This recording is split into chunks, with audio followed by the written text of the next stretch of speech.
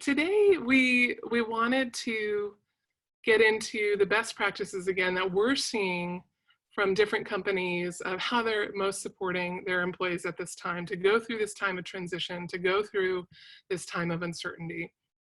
And there are 4 key areas that we're going to explore and discuss and hear from Nathan and Brittany, what they're doing on the ground with their teams and their companies.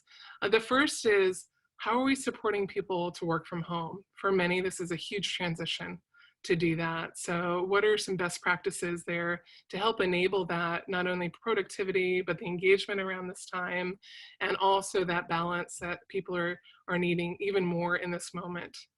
Also equipping managers to leave remote teams. So for many of them, this is completely new. They're used to being able to sit in the same room with one another to guide their teams and have one-on-ones in person. And now this takes a new set of skills and a new way of being really as a leader. We'll also talk about this area of how do we support the emotional and economic impact on the workforce. So we recognize people are having their own emotional experience, and then also they may be having some anxiety or fear about how this is impacting the business, how it might impact them personally. And then the last is really, how can we be adaptable and make sure we're expanding our L&D and HR offerings in this time of great need, where our role in a big way is maybe more important than it ever has been, of creating engagement, supporting people throughout this time. So just to consider our timing here, because it took us a little bit longer to get started, I think we're going to skip the breakout rooms for this moment, but I would like to put in the chat box and ask the group of what's one thing that you're trying at your organization right now to support your employees, teams, organizations through this time. What's one practice that you've put into place, and why do you think that's important? So go ahead and drop that in the chat box so we can start to tap into some of the best practices and the knowledge on this call today.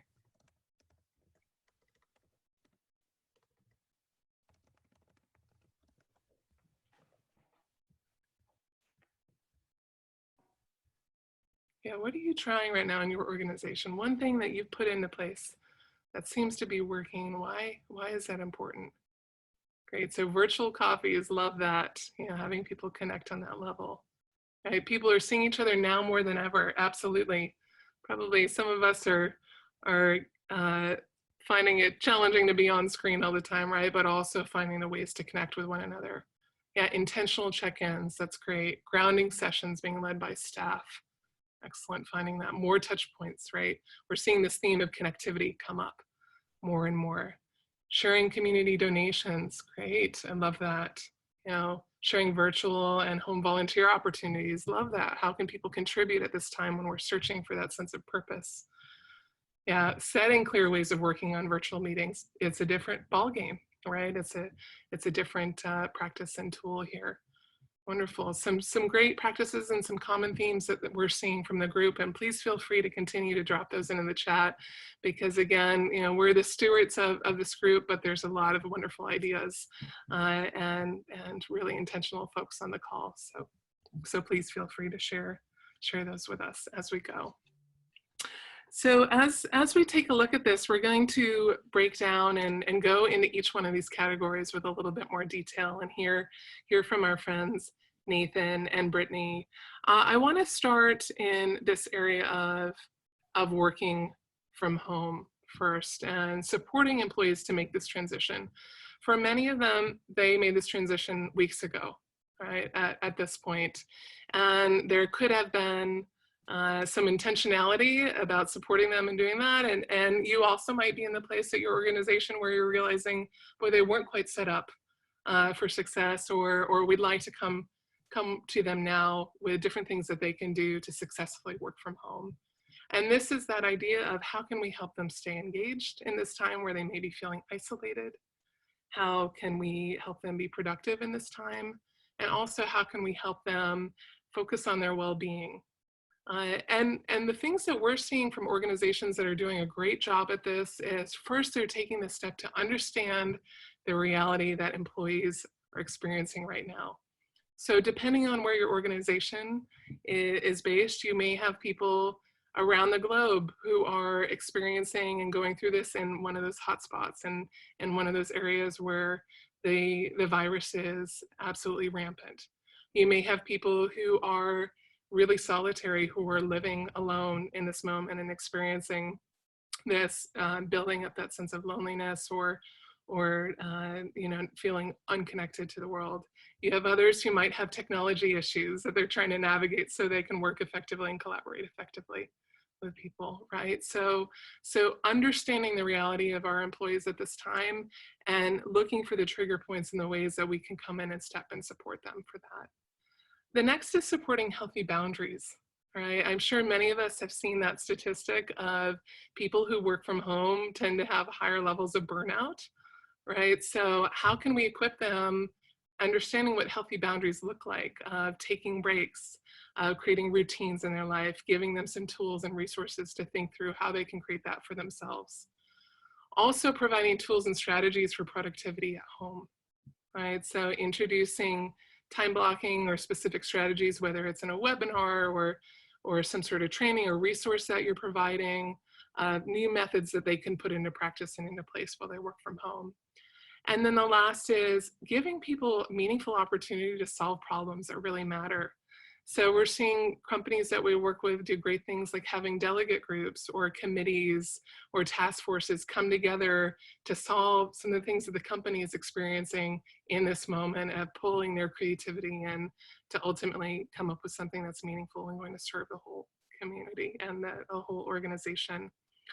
So that's what we've been seeing, but we want to hear from our guests as well. And Brittany, I'd love to tee you up first and hear, what are you doing at Skywalker to support employees to work successfully from home?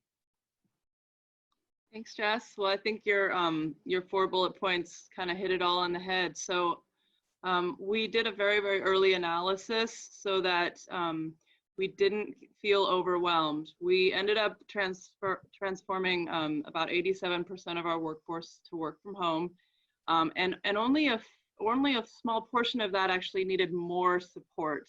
And so we were able to identify who was going to need the support immediately and the fastest, and we were able to get it to them.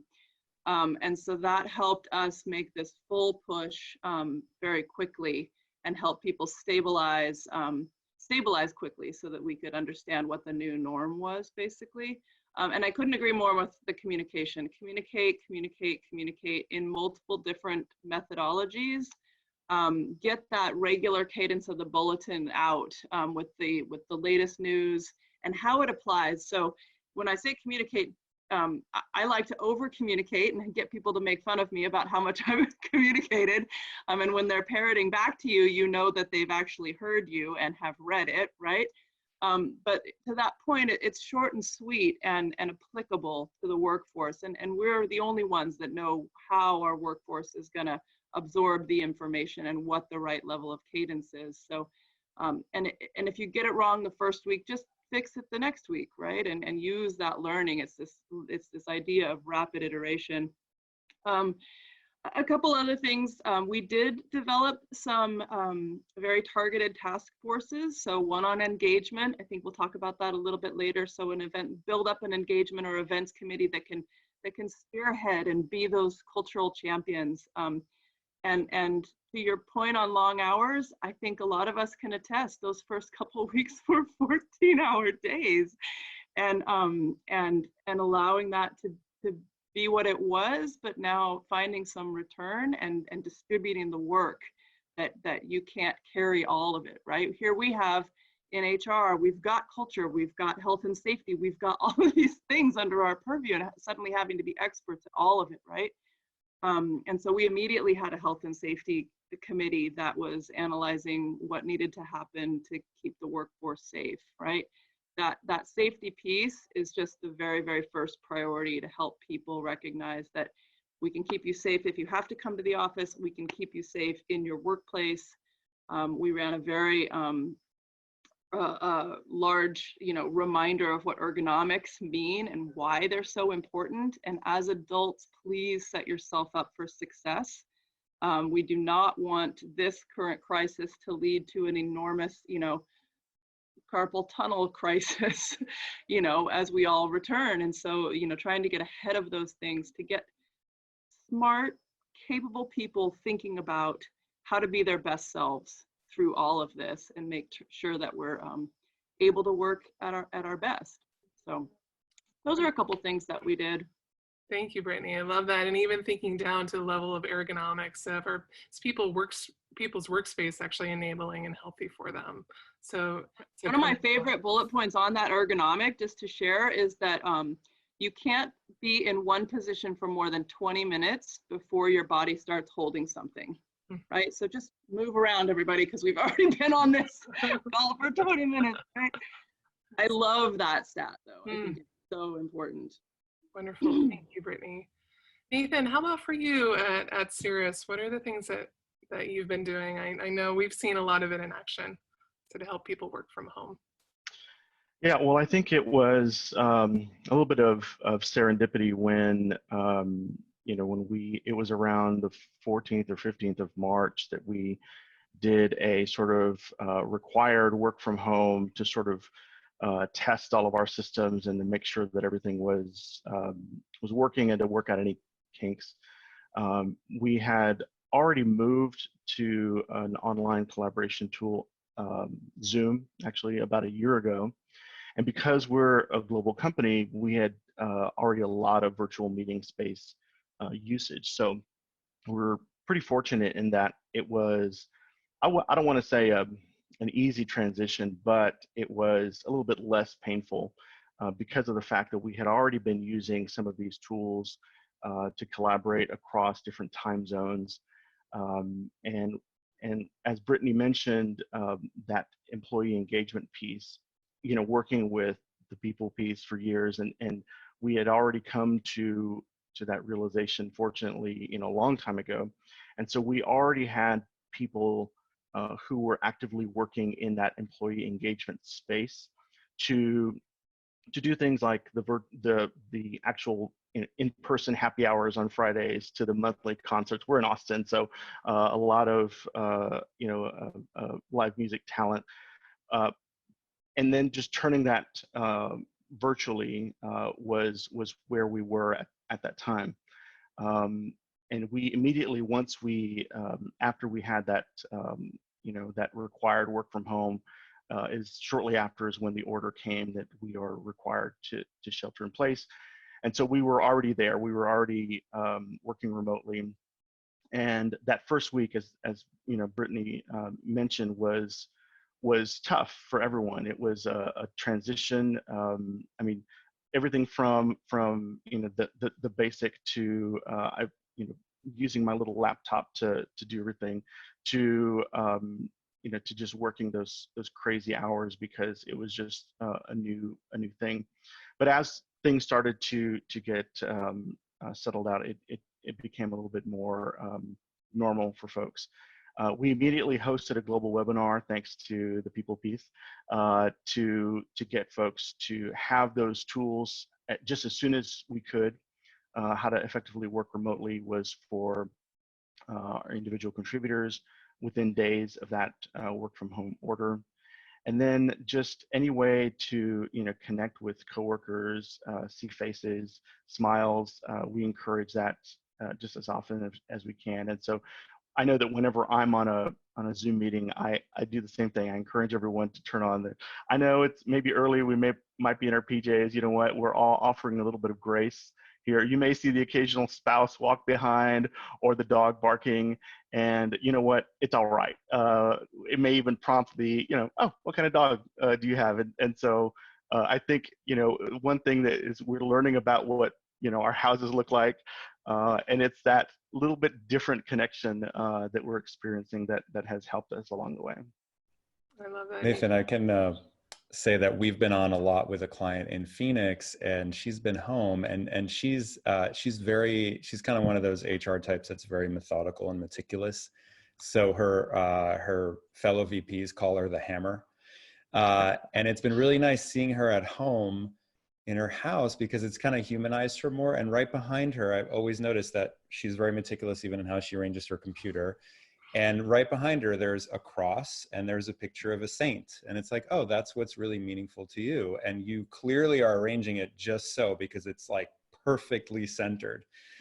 So appreciate what Brittany and Nathan shared, and also this insight from Roni about just the beauty of being able to see into people's homes, to see into their lives in a different way, and what a wonderful tool that is to connect with one another in a more intimate way than we've ever had the opportunity to do. So continuing to think about, as HR leaders, as people in this function, how can we help facilitate that level of connection? And I'll talk a little bit about that now as we think about setting managers and leaders up to effectively lead remote teams. Again, they're leading employees and teams that are having higher levels of stress. They may feel more distracted at home. They're learning a new way to work. So managers, as frontline managers and leaders, are the ones who can affect incredible change and support their teams really on a different level, but we need to equip them to do that. So some of the things that we're seeing from exceptional companies who are doing this is, right out of the gate, they're creating expectations and SOPs that drive engagement. So these are now our standard operating procedures for how often you should be having one-on-ones. What should be discussed in those one-on-ones? This is how often you should be meeting as a team. These are some things that you can do to connect with your team in this way that's meaningful, that helps drive that engagement, right? So where in the past it really may have been up to each manager to make that choice, it's now saying, as an organization, this is part of our virtual culture that we need to build. So we are continuing to move forward with one another in this challenging time. These companies are also encouraging leaders to mentor and develop, looking for opportunities now, moving people outside of just focusing on what's in front of them and focusing always on the tactical to, is there an opportunity here to coach, to mentor, develop people, to give them meaningful work, which really ties to this next piece of connecting their team to greater purpose.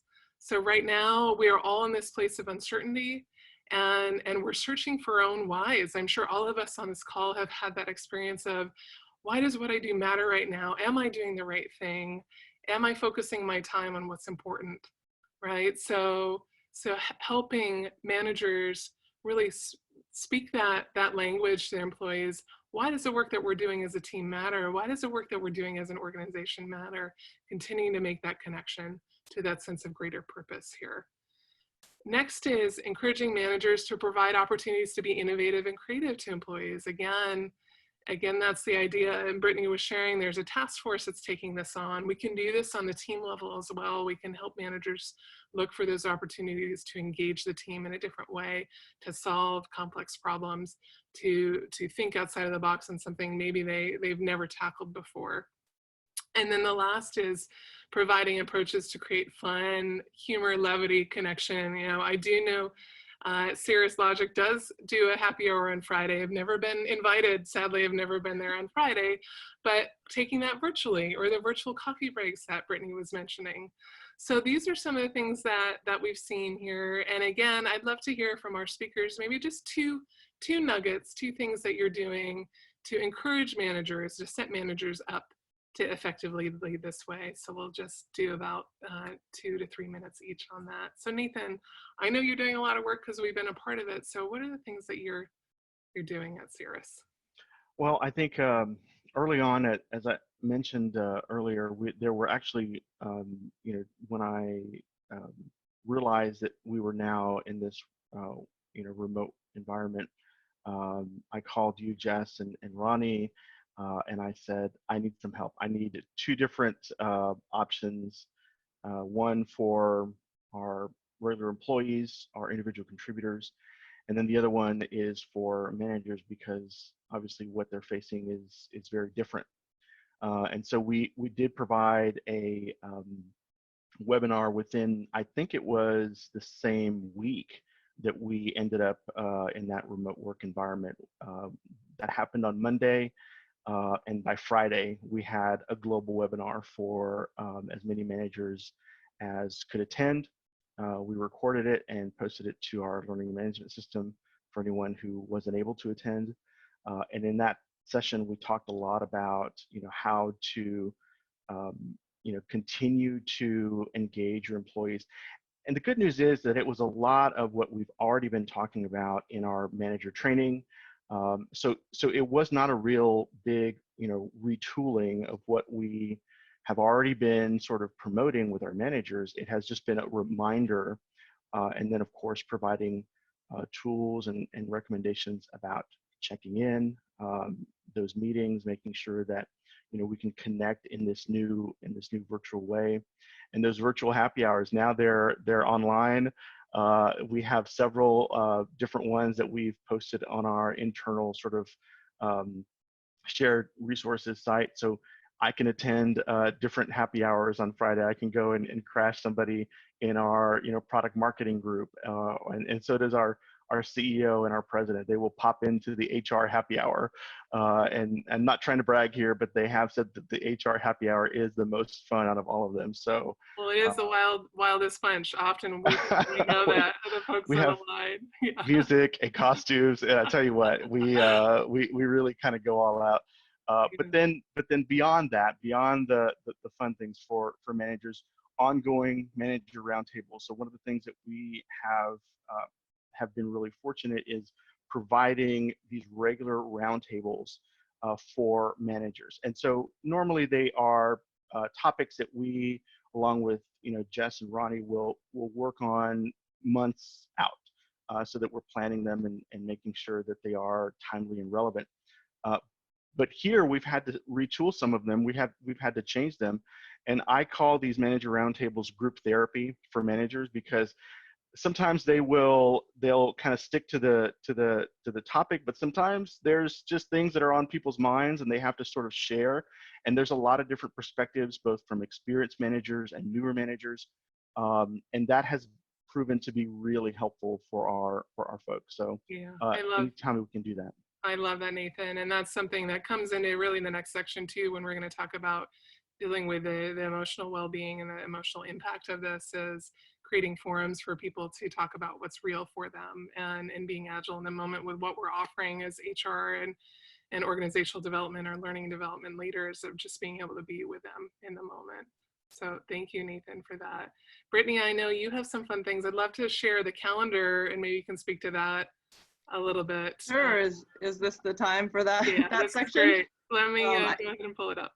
I think there's two things that I wanted to share, which isn't this calendar yet, with regards to supporting managers, which is, first of all, we know our workforces. And so helping them and prompting them with the amount of information behind the scenes, like who is going to qualify for some of this FFCRA time, right? And helping prompt them build that idea of what a new schedule might look like, or how to reach out individually to their teams. And then the other piece that I wanted to share, which came from a really quick video on LinkedIn from my friend Wes Cow, who's used to work with Seth Godin, if you know him. And it's all about recognizing how important and how much information we get visually when we're one-on-one. And so now that we've all moved to this online space and it's all email and things, and her offer was, be very intentional about dialing up your enthusiasm, right? Because email is just fundamentally cold. And so if you mean good, consider saying great. And if you mean fine, consider saying good, right? And so this idea that we have to really be very intentional about our energy level and how it plays out. And if anybody's read Marshall Goldsmith's What Got You Here Won't Get You There, there's this idea that, well, that's just me, that's my style. I'm not overly enthusiastic. Well, I'm gonna ask you to consider thinking about that right now, and whether or not that's effective, and whether or not you're engaging your team to the highest level because you just have to be you. I don't know, I think it's worth questioning. I think everything is worth questioning right now about who we are and the face that we portray in our work worlds versus this beautiful new reality, which is so much more holistic for so many people. So, okay, so jumping into this funny calendar, this was just an example of how to stay organized with an engagement program. And the fact that when we run these engagement programs now, it's suddenly without any clicks, right? You do a company-wide social hour, and you watch the room shift into these people that are always together and these people that are always together. And now it's this completely egalitarian, just like we are. All of these faces, and you can laugh and see who's in your right corner and who's in, you know, because it's different on everybody's screens. And suddenly it's just really leveled the playing field about who's connecting with who. And that these social opportunities, and here you can see, you know, share your quarantine treats, what are you making, write a haiku about your weekend, right? So, I mean, what I put on Monday was daily kids Zoom class, weekly Zoom with friends and fam, back to Zoom with you, you know, like, and so you create these things where people get to be creative because, and again, since we're talking about managers, reminding managers of that panic zone, growth zone, and comfort zone paradigm, right? We are way outside our comfort zone right now, but that means we're in the growth zone. So everything we do should be engaging people's deep sense of creativity and perspective, and we should be asking for that. And believe it or not, I launched our biannual check-ins yesterday, which are quote unquote performance reviews, right? And it was all perspective based. It was all perspective based. Like, what are you experiencing right now? Use this time to capture this unbelievably unique situation we're in and share with your manager, you know? Anyway, a couple funny things. But yeah, there's been some great photos that have come out of this, including some senior photos, some prom photos in honor of those kids who don't get to go this year. You know, it's been pretty fun. I love it. Roni, I know you wanted to share some insights here. Well, we'll see how long this lasts. I may shut my video off here. Brittany, thank you for sharing that, and just what you shared there at the end around the experiences that people are having right now. And that's where I want to go next. I think that a lot of what I've seen online on LinkedIn kind of covers the first part of this webinar, and hopefully we added some new pieces here. And I love what you are up to, Nathan and Brittany, and it's cool that we chose both a small company and a mid-sized company to do that. And then I think that my senses of the folks who are attracted to a call like this is, well, let's take that a step deeper, right? Because if we were just dealing with machines, we wouldn't need this next step. But human beings are sensitive, like all animals. And what's happening right now is very disorienting. It's very scary. It is draining and depleting. How many folks on this call feel like they're waking up in the morning sometimes now and they're just like, what the heck just happened? I feel like I'm jet lagged. You know, that's how I feel sometimes. Or you wake up like me today at 5:30 and then try to go back to sleep. That's not normal for me. And I know that throughout my day, sometimes I can be really focused and other times not. Usually I'm used to being really steadily focused, right?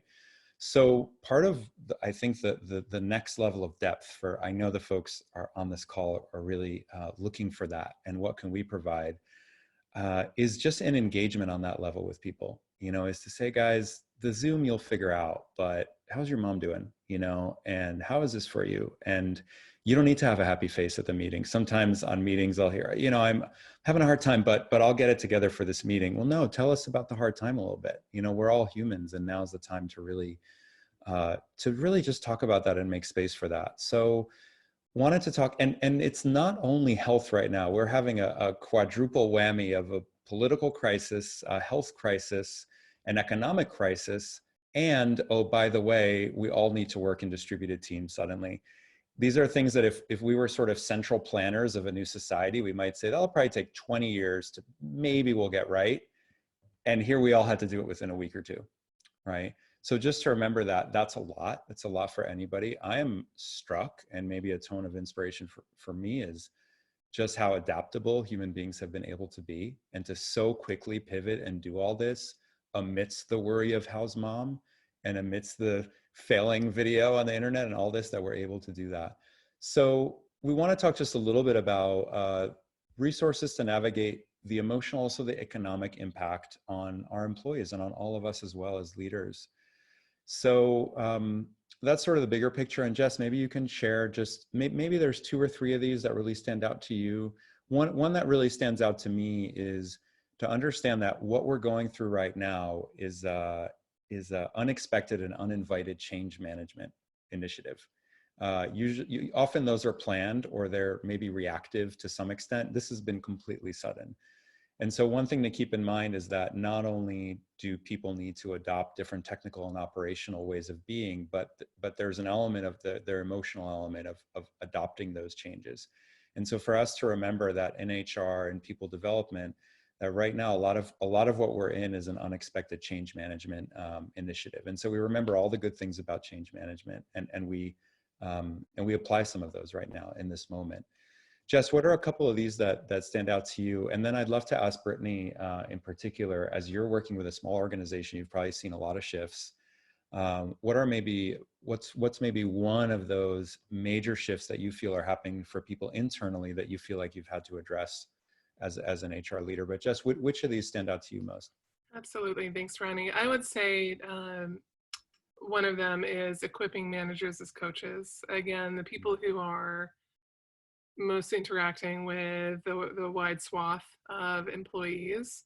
How do we equip them to be in support of their people really in a different way than they've probably ever been called into in the past? So setting them up with skills around asking powerful questions, about listening with intention, about being able to reflect back, to not be afraid of the emotions that are coming up in this moment, but really be with their teams in the moment, in those emotions. That can be challenging for many.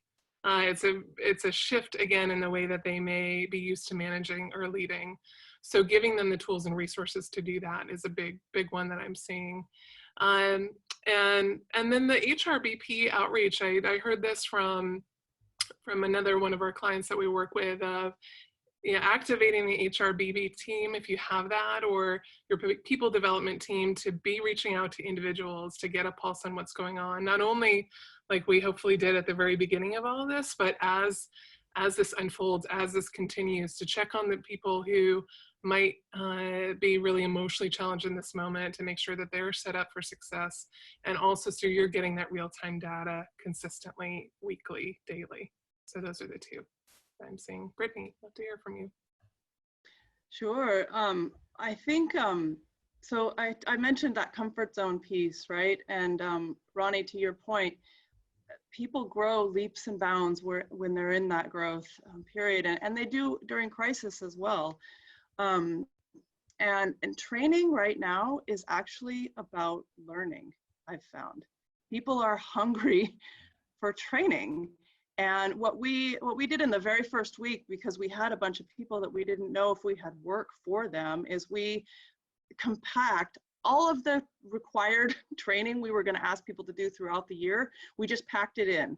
And here are the 18 courses that, you know, there's harassment prevention, there's health and safety stuff, there's cybersecurity stuff. We knew we were going to do that. So we just put it all together.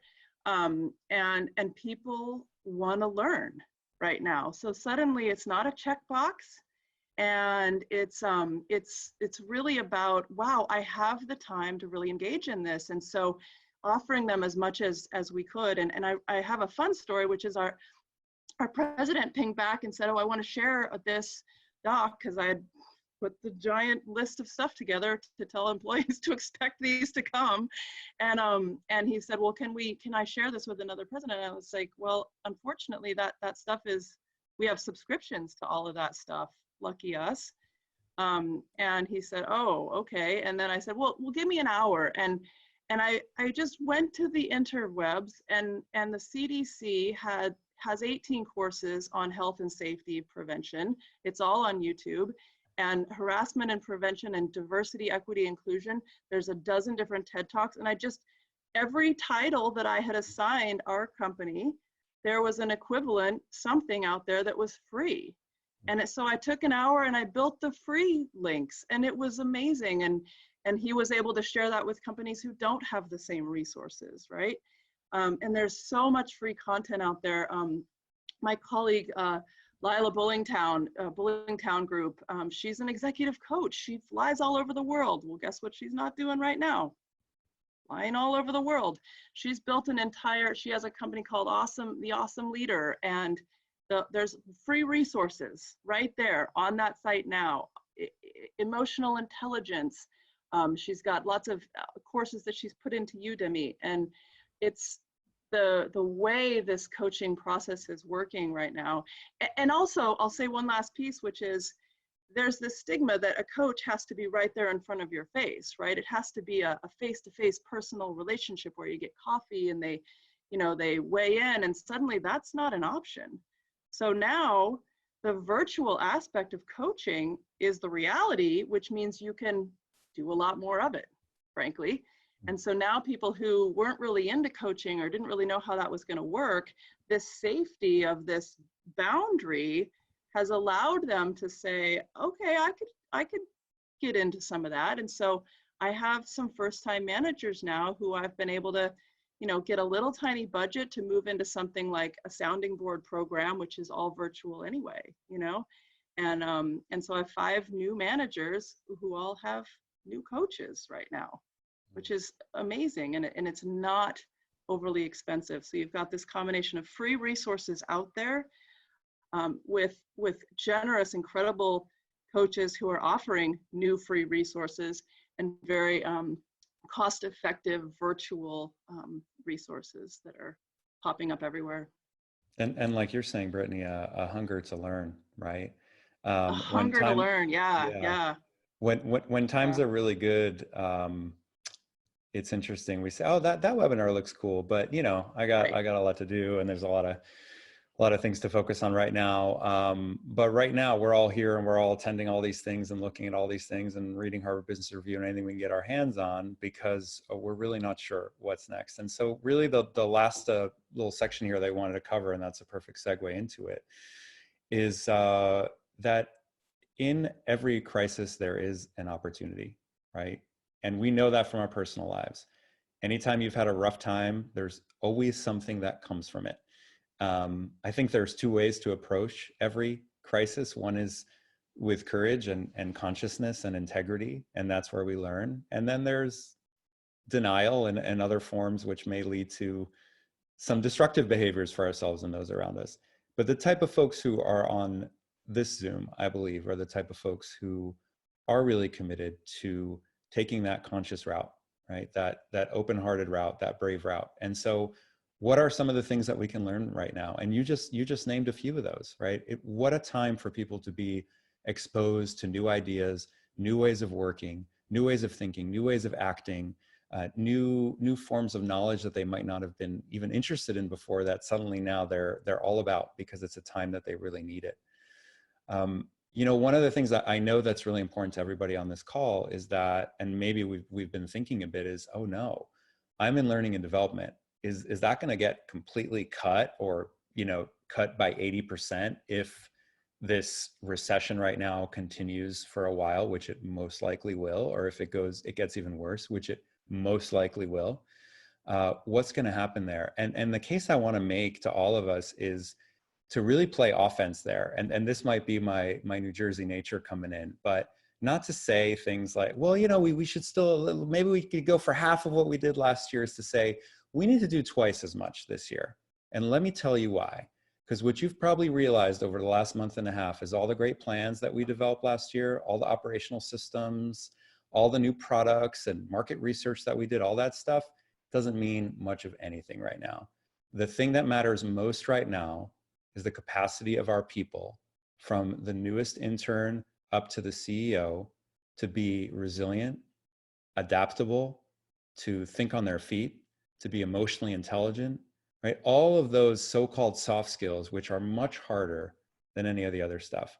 And that doesn't come from just reading a book. It doesn't come from just watching a TED Talk. It comes from development. It comes from pretty intensive development. And that's gotta be long-term, not just one thing. So what I wanna say to you as your HR lead or your consultant is, there are tough times coming for this company, and I firmly believe that our ability to ride those waves or not will primarily be based on how our people show up. And how our people show up will be primarily based on how we support them to be their best selves. And so that's my case for doubling or even tripling our investment in what we're doing right now, right? Or at least keeping it steady. So I'm not sure how well that'll work, but I think it's certainly better than the other way forward, which is that we cut all these programs and then people have even less at their disposal to be their best selves at a time when we really need them to be their best selves. So we have some resources on our website, by the way, if you need some help right now making the case for learning and development. We have a great video series on that. It's all free. And you can always give us a call too. Jess, maybe a couple tips here as we're thinking about the learning that can happen. What are some things that have been on your mind around how this is really a transformational moment for all of us, including in learning and development? Absolutely. I think that one of my biggest aha moments was, for many of us who've been doing this work for a long time, you probably felt the rub and the pinch of needing to show the ROI of your work and prove why it's needed in the business. There's no better chance than now to align our learning and development strategies, our HR strategies, to what's happening in the moment within our organizations. And the way that we do that is we stay hyper connected to the business leaders, to the people leaders, every step of the way at this moment, not find ourselves in that disconnect of still trying to keep old strategies, alive, but really thinking in the moment, how can we be agile? How do we be nimble in this moment? How do we meet the needs, just in time? That's a big opportunity here for us. And then from this point forward, as things balance out again, as things shift and evolve, there will be no doubt in the business leaders' minds of the value of the work that's being done here. Yeah. I think the next is switching that narrative of, it's not just the HR team or the people team or the learning and development team's responsibility to do development. Everybody is in this together. Managers, leaders, employees, we're creating this learning culture. And then just shifting the how we do this work now has to shift. We're knowing that, we're learning that. So. Yeah, and things are shifting. And so I'd love to open it up in the chat as well. We only have a few minutes left, but what Brittany and Nathan and I can do, Jess needs to run off to lead the second part of a virtual training that started very early today. But we can stay on and do a little just open conversation, Q&A with folks. Just a note, we'll also follow up with an email with a recording from this and some resources for you as well. But I wanted to open up in the chat right now. What are some things what are some ways that you've noticed learning and development starting to shift? Or what are some things that you're excited about? Maybe you even just see the seed of it starting to happen right now, but you're thinking, ooh, maybe I could blow some oxygen onto those embers of what I'm seeing happening now, and maybe this will become more of a trend, right? So Anna was saying, well, our leaders need support, and this might be a time where it's actually really easy for a leader to say, I don't know, because nobody knows, right? And so I need some support. And so maybe this will be a time where all leaders understand that they need to go out there and get that support and get that coach, right? And be in a learning community, that we're always going to be learning, because what we thought was certain is definitely not certain. We see that. What else? What are some of the other trends that folks are seeing? Let's just get into that chat and just add some ideas here as we're closing. Some trends that you see emerging, some things that are happening right now in the learning and development or even the broader HR space that may be exciting to you and that you want to nourish, that you want to help grow and be part of as we continue, through this moment of crisis, but also as we emerge from it.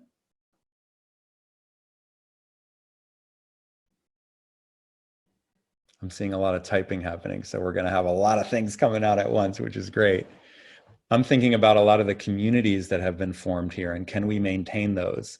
I remember going to my coach maybe 10 years ago and saying, I don't really know what to talk about today because nothing's wrong in my life. And he said, well, coaching is not just for that, So maybe we'll understand that these kind of communities are important always. So what are some of those trends or things that you're seeing that you want to be growing and maybe giving even more attention to? Yeah, Anna was saying it is the ultimate decentralization experiment right now. And so this is really a time where we can be noticing, observing, and maybe encouraging more autonomy from people. And I would add to autonomy also a sense of ownership, that people are by nature needing to take more ownership. I know as a leader, I'm going to my team and saying, Look, guys, I don't know. And there are some tough times ahead for sure. And I cannot guarantee much of anything right now. So let's all work together to make sure we get through this. Good. So keep throwing those ideas in the chat if you have them. And we'll keep staying on here. Why don't we go to some Q&A now? If anybody has a question, go ahead and drop it in the chat. Anna was adding, yeah, that the authenticity and vulnerability is really continuing, and maybe more so now than before, even because we're all human. We all need to deal with this. We all can see, oh, wow, even the highest level leader, there's his dog, or there's, you know, there's her partner in the kitchen, like unloading the dishwasher. It's just what's happening. We're all human after all, right? We're seeing execs giving, big companies giving little video messages from their kitchens. Brittany's adding blowing open bias and recognizing how much bias shows up in times of fear.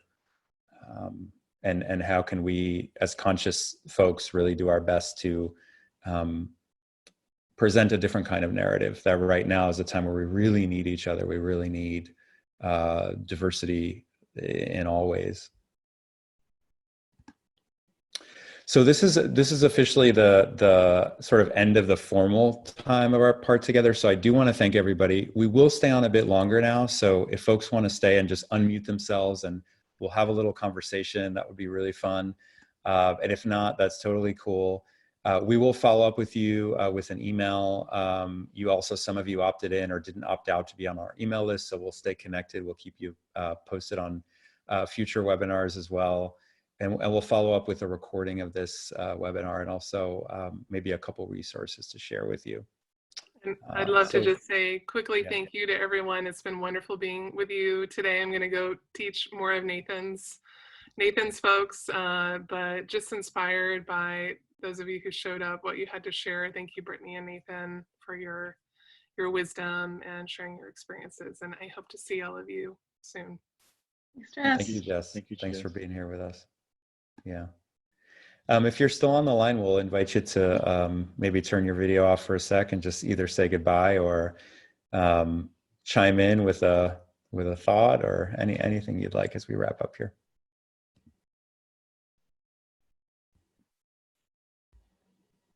Ano, any additional point that you'd like to make, perhaps, since you've been a big part of the people piece and you're working with, you know, lots of different companies right now. What's stirring for you around all this? Well, I read something yesterday that sort of really stood out to me, which was a lot of people are ducking and covering right now and just sort of waiting for the storm to blow over. Mm. And I don't think it is going to blow over. So that's not really a good strategy right now. Like, let's to that point, I don't know if we want it to completely go back to the way it was. Exactly, right? Yeah, I've had that thought too, but yeah, so how can we be agents in creating what happens next and influencing that rather than just sort of waiting and hoping, right? I love that. Ricardo, how about you? Good to see you, by the way. What's Thank you, and likewise. Yeah. For me, I don't know. What I've seen is a lot of reactive behavior. I think a lot of people are thinking, well, how do I retain stability? And how am I going to be prepared for whatever it might be in the future? And there's an overwhelming amount of, for example, even like external vendors creating a lot of solutions. So everybody's like targeting that this is the problem, but actually it's my problem because I need to have the stability for me. And it is very confusing and overwhelming. And I don't even know if there's the right metrics right now as to determine how much is too much and what is the right level of engagement. Because I mean, I think we're in a curve in terms of, okay, I'm stepping in, I'm learning, this is good, but eventually we're gonna hit a plateau, and what's gonna be that decline, and how can we be prepared to bounce back? And I don't know if it's gonna be a very effective way if we're being very reactive. I love that. It helps me think about you know, why are all the stores out of toilet paper right now? It's because people want to have control over at least one aspect of this. So we got the toilet paper covered. It's ridiculous. I mean, we went on Amazon yesterday and you just cannot get toilet paper. I don't understand what is going through people's minds that they think that's so important. We're not trying to get 100 rolls. We just want to go to at 8 a.m. Yeah, 8 a.m. Right. Yeah. And so what happens, to your point, I think maybe a lot of folks are kind of, okay, I can learn something right now and then I can use those tools. But at some point, I think you're right, it will plateau. And then what will happen in that space where I think many of us in the modern world are very uncomfortable with plateaus and with space, and what will happen there? Yeah. Roni, if you don't mind, I'll share in that, because in tech startups, you end up with this engineer base of very young first-time engineers in the workplace, right? And then they hit their first career plateau. And they go, oh, I gotta go, I'm bored, right? And I see a little bit of a parallel here. A plateau can fundamentally be that moment of shavasana, if you are practicing yoga, where you're synthesizing what you've learned in the past month, 3 years, whatever it is. That plateau is a synthesis time where you are actually connecting information inside your brain and letting it turn into what it's going to become next, right? So a plateau doesn't have to be a scary or bored or less than important time. It's this moment in the woods, in the fog, in the quiet, where the path is developing itself, right? The cow out in the field is making the milk. You don't need to have it do anything more than what it's doing right now. That plateau is a time of synthesis. It's a really critical time where we are developing who we're going to be next, right? That's beautiful. Yeah, it's the butterfly in the cocoon, right? Or the caterpillar in the cocoon, not quite yet a butterfly. Right. Doing nothing, right? Sitting in there. It's that time of rest. Even for Thanksgiving, the Americans can't sit for more than 8 hours before let's get to Walmart at midnight on a Thursday. Hold on, how about just wait 3 days and just sit, right? So maybe that's something where I love that insight. We gotta remind ourselves and reorganize it in our brain. If you're bored, what's that telling you? If you're antsy, what's that telling you, right? It doesn't mean run away. It means something's happening that's different than us making it happen. Yeah, something is happening. I don't know. I'm reminded of how nature works, right? Right now we're planting a huge garden. And right now it's a time of a lot of work of turning those beds. And at some point it's going to be a time of just watching things happen. And we're not going to throw a bunch of pesticides at it. We're going to let nature do its thing. And then there's going to be a lot more work to do to harvest. And then we're going to watch it again. And it's those cycles that maybe this will help us become more comfortable with, because we have to right now. You actually can't go out and buy stuff and all those things.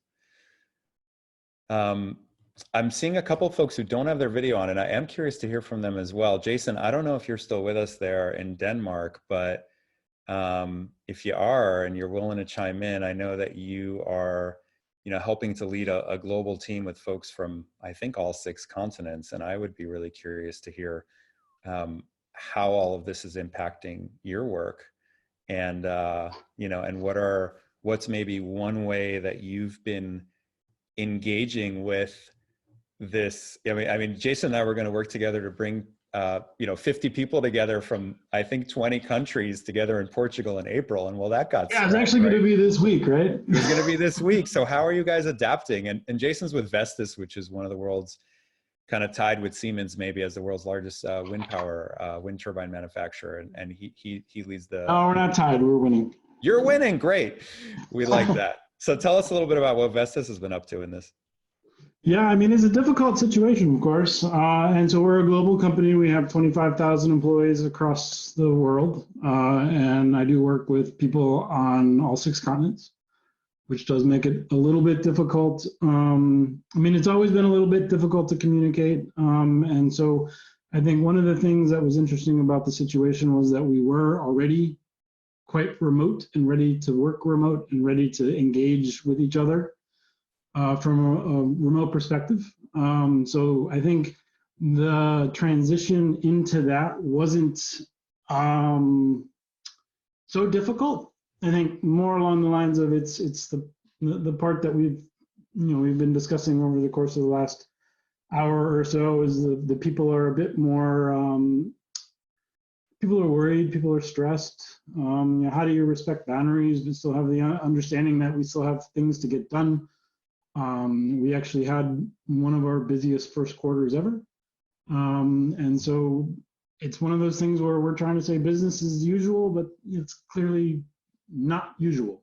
And so the idea that we have to adapt to the situation, and instead of having, I mean, my big thing was always to, it's best to meet in person and to travel and to meet with the team wherever they might be, and that's how you engage and you grow. That's clearly not possible anymore, and so we have to figure out how best to adapt and have that understanding that people are still people. And I mean, in Denmark, we are kind of on the way out of everything. Our lockdown is coming slowly to a close. Things are starting to open, and we have an opportunity where it was never too strict, but I talk to someone from Italy and Spain every day, and having an understanding that where is it that they are in their lockdown journey, where they're not allowed to go out, they cannot go to the grocery store unless they have a written permission from the police and that sort of thing, and having the opportunity to say, what is going on, and understanding what is happening in each of the places that you're talking to the person was always a bit of a challenge for us. And then again, the company has decreed it's we're pressing forward. We have turbines to continue to run. We're proud to say that we're part of the solution. The world needs energy, and we want to make sure that our turbines are spinning so that people's Netflix accounts don't go down. And that the internet continues to go, and all of these things. And so we're trying to be a part of the solution, but at the same time, at least from my perspective, also trying to say, what is it that we can do to make sure that our people are happy? And I'm not an HR, and I noticed that a lot of people were. I'm actually a direct manager of a team, but so this was quite interesting to me just to understand opportunities for engagement and ensuring that the team and I lead leaders as well, and making sure that people feel that they're taken care of. Yeah, and our thank you for that. Our team is distributed across the Bay Area and to some extent across the U.S. And you have a team distributed across 6 continents, so with vastly different experiences of what's happening right now, which must be a challenge to relate to as a manager if you have a lot of direct reports, and some are in Italy and others are, I don't think you have anybody in Antarctica, but you have the other 6 continents covered, and they may be having vastly different experiences. So that's one of the things too I realized early in this, is to attune to that different parts of the world and different parts of the country are having different experiences, and just to remember that. If you're talking to somebody from New York and you're saying, wow, this is intense, they're going to be like, it's really intense. But a month ago, when we brought that sort of level of, I would say, heaviness to folks who were in Phoenix, they said, it's fine here. Like, what's with the intensity, right? So just remembering to be attuned to who we're talking to. And then also, there's also the individual experience, which is different for everybody. Christy, I see you on video as well, and you're with Seek, I believe. So I just wonder if there's anything that you wanna kind of contribute into the conversation here around what we're talking about. Well, hi, it's nice to meet you. Hi. I've been really enjoying your conversations. Yes, I'm with Seek Corporation. We do big data. We're a small global startup. I am in HR. I lead HR for about 130 employees and contractors worldwide, and we do data analytics, and our business is 100% virtual already. We have a virtual office environment, which has piqued a lot of people's interest right now with the whole going remote thing. So that's almost for the two engineers on our team who created that platform.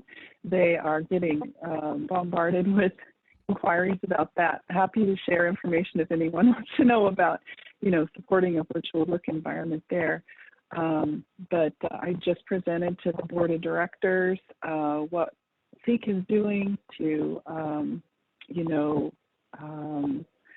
be agile in this environment, and creating infrastructure and a framework for communication for our team around the COVID crisis.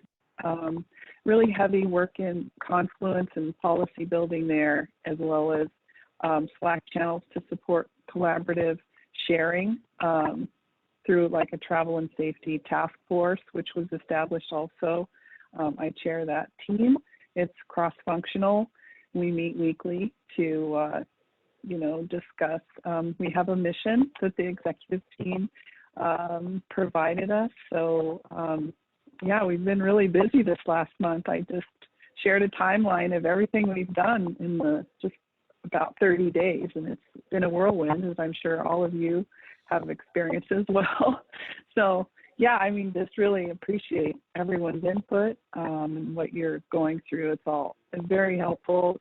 Supporting our teams right now is number one. I've been really putting a lot of information out there from our health benefits for telehealth actually, virtual doctor visits, and the apps that they offer to help with mental wellness, looking at other tools to support that also. So everybody's input's been really great. Yeah, great. Well, I'm so glad you could join us. And what you brought to mind for me is just that, communication right now, of course, is something that's on everybody's mind. And, it's important that it come from the top down. I think with clarity, with that mix of confidence and transparency and vulnerability, I can't guarantee that you will all have a job in a year. And I'm really committed to you all having a job in a year, right? Both of those are true, but I'm not going to lie to you and say, don't worry, we'll be fine. I also don't want to come in and say, I think we're pretty much all screwed, right? So what's that right balance that leaders and executives can communicate with that combination of confidence, meaning we will get through this together, and transparency? I'm not sure how it's going to look. I don't know. I need your help, right? And then also those grassroots channels, which I think are really growing right now, of just those Slack channels or the Zooms or we have a little Marco Polo group at the People Piece, sending videos and texts and whatever it is. Just that sense of connection is so important for us as humans, right? And so keeping that up, I think probably mainly just so that we feel connected and some sense of normalcy, and also that some great ideas can be generated there too, which is cool. Laura, I notice you're on the call as well, and I wonder if you want to chime in. I think you're with Ghirardelli Chocolate, right? So maybe it's too bad we're not together in person for this event. But I'm curious, how many employees does Ghirardelli have these days? We have, so it's Ghirardelli. Ghirardelli, yep. Thank Gears you. and the bikes. Yep. Yeah, but we have about 1,200. 1,200, So we have, wow. including Okay. our restaurant and retail, which we've had to shut down temporarily for right now. But we have a lot of people working from home, some still not. And so we have started, we've had internal comms and our social impact as well. And we've had a lot of people just wanting to feel more connected and have been trying to over communicate. So I do a monthly breakfast meeting that has turned into a weekly virtual breakfast. That's been really helpful. We've been trying to strike a balance of updates from everybody on the management team of different aspects of the business so that people are informed. Any new, COVID related policy updates, and then just reminding people of resources we have in HR. I know somebody else mentioned that as well. And trying to bring a little levity as well. Hey, if nobody's seen the link to the Zoom parody, watch this kind of thing, because we're all going through something similar. And then we've been doing work highlighting our donations. We've partnered with actually our office supply company, Blaisdells, that had a bunch of trucks sitting idle, and they've been a great partner to work with. So we had pallets and pallets of Easter chocolate that they were able to safely deliver to first responders all over the Bay Area and Children's Hospital Foundation, Kaiser, a lot of different places. Then we had I guess, an old supply of masks that were in our plant. So we were able to dole out some of those as well. So sharing those kinds of things, I think, has really helped. We'll do kind of an update on what we've been doing in the community, and that makes people feel a bit more connected. And one thing I think that has been nice for people also that are home with families trying to homeschool is we've instituted core meeting hours. So whenever possible, we're asking people to schedule meetings from 9 to 11 or 1 to 3. And obviously, you know, get your work done outside of that time, but give people the flexibility to take care of their families when they need to, and, you know, get their kids on a Zoom call so they can play their trumpet with the band and that kind of thing. So yeah, but it's been a lot of adapting for sure. And I wish I had some chocolate to hand to you guys. Well, How's we'll the get together. homeschooling going for you, Laura? It's happening. How about you? Yeah, it's back there somewhere, but Yeah. everybody needs a wife, I'm just gonna say. Yeah. Well, she's what in you there didn't with see the was kids. my kids had a candy melting project I promised them to do today, and I looked up and all of a sudden it was being melted. So that's why I hopped up and burned my finger on some melted gummy bears. Multitasking.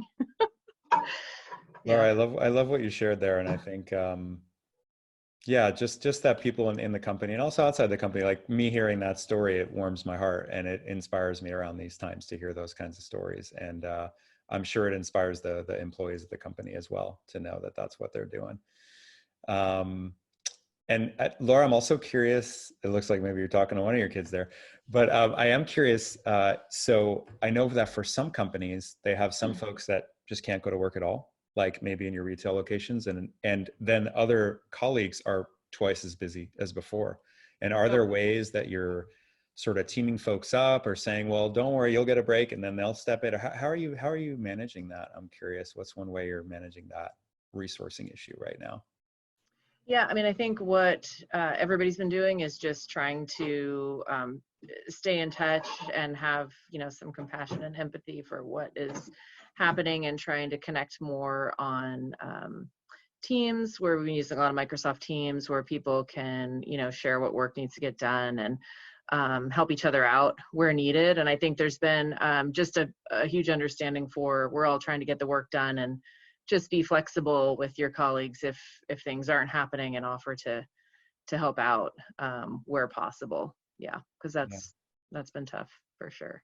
Beautiful. Sharon, I'd love to bring you into the conversation as well as a facilitator, and yourself. What's one insight that you're having about these times? Hi. Well, like I said in the chat initially, when you asked how things have changed, I've had to adjust my language around stress and anxiety, because it used to be something that was more underneath. You could like cover it up with being busy, or, you know, there was more pleasantries and life wasn't as hard externally. So those things, I run online nature relaxation classes, which are really good for New Yorkers and anyone really. But, you know, when people came into class now, I'm finding that there's just can be so much more going on. And they're like, I feel more stressed now, but there is even after their class, because there's an awareness that all of this is here and you can't really shove it to the side. So I've had to be a lot more careful about making sure that people are feeling free in their experiences to take care of themselves, to you know, really resource what they would to deal with stress ordinarily. Usually these are people that probably have underlying anxiety issues to begin with. So I have to kind of, I'm not a professional counselor, but to recognize that I need to make sure that they're accessing what they need to in order to proceed. And that's probably the biggest change.